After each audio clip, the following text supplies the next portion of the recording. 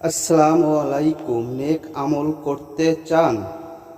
কিছু আমল এমন আছে যেগুলো করতে খুব বেশি সময়ের প্রয়োজন হয় না, অনেক জ্ঞানের অধিকারীও হতে হয় না।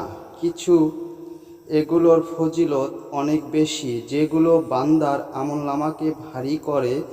যেমন রাসূল সাল্লাল্লাহু আলাইহি ওয়াসাল্লাম বলেছেন যে লোক আমলের আগে একবার বলে সুবহানাল্লাহিল আজিম। আশা করি সম্পূর্ণ সূরাটি শুনুন।